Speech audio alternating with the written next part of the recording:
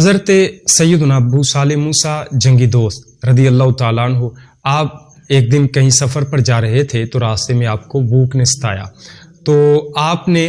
دیکھا کہ ساتھ ایک ندی ہے، اس ندی میں ایک بہتا ہوا سیب آ رہا ہے۔ آپ نے اس سیب کو اٹھایا اور اس کو کھا لیا۔ جیسے ہی کھایا آپ کے ذہن میں خیال آیا کہ اے ابو صالح، یہ جو سیب تو نے کھایا ہے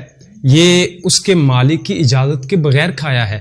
تو کیا تو نے اس کے مالک سے اجازت لی؟ ایسا نہ ہو کہ کہیں قیامت کے دن وہ تیرا گریبان پکڑ لے۔ اب یہ خیال آپ کے ذہن میں آتا ہے، اسی خیال کے ساتھ آپ واپس چل دیتے ہیں اسی راستے پر جہاں سے سیب آ رہا تھا۔ اب آپ چلتے چلتے دیکھتے ہیں کہ راستے میں ایک باغ آتا ہے جس کی ٹہنیاں جو ہیں وہ اس ندی کے اندر بہہ رہی ہیں، تو آپ اس باغ کے اندر تشریف لے جاتے ہیں۔ وہاں پر اس باغ کے مالک جو ہے ان کے پاس جاتے ہیں، انہیں سارا ماجرا آپ سناتے ہیں۔ آپ فرماتے ہیں کہ میں اس سیب کی معافی کے لیے آیا ہوں، تو وہ بھی صاحب بصیرت تھے، انہوں نے فرمایا جو ایک سیب کی معافی کے لیے آ سکتا ہے وہ کوئی عام نہیں ہو سکتا، یقیناً یہ اللہ کا کوئی برگزیدہ بندہ ہے۔ اب وہ فرماتے ہیں کہ اس سیب کی معافی تب ملے گی جب تم میرے اس باغ کی اتنے سال تک جو ہے وہ خدمت کرو گے یہاں کی۔ تو وہ فرماتے ہیں کہ کیا اس کے بعد معافی مل جائے گی؟ انہوں نے کہا ہاں، اس کے بعد دیکھ لیتے ہیں۔ اب وہ 12 سال تک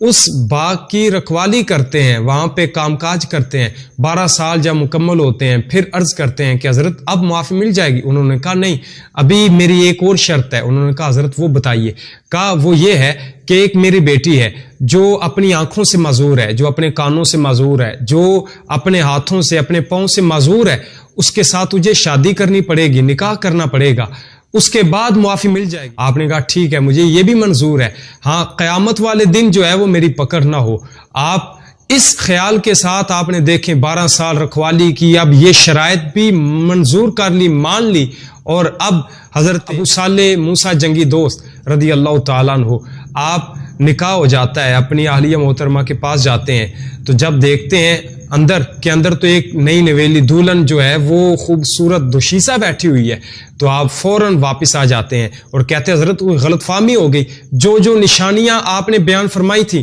ان میں سے تو کوئی نشانی بھی نہیں، بلکہ اس کے برعکس ہے،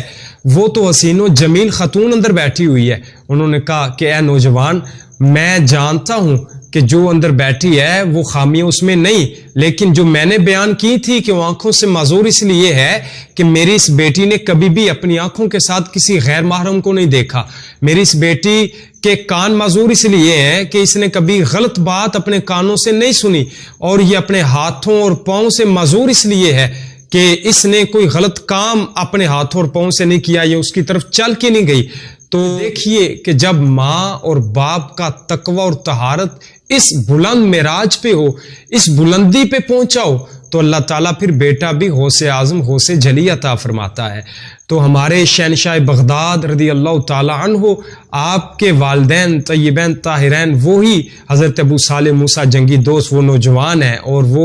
وہ عظیم ماں کے جن کے بارے میں کہا گیا کہ وہ اپنی آنکھوں سے، اپنے ہاتھوں سے، اپنے کانوں سے معذور ہیں، وہ والدہ، وہ طیبہ طاہرہ ماں حضرت غوث اعظم رضی اللہ تعالیٰ عنہ آپ کی والدہ ماجدہ ہیں۔ تو آج یہ اسی چیز کی ضرورت ہے کہ آج ہم ایسا کردار ادا کریں کہ ہمارے کردار کی وجہ سے ہماری اولاد جو ہے وہ نیک ہو، ہماری اولاد جو ہے وہ متقی پرہیزگار ہو۔ جب ماں باپ ایسا کردار ادا کریں گے تو پھر اللہ تعالیٰ انعام میں بیٹے بھی متقی اور ولی پیدا فرمائے گا۔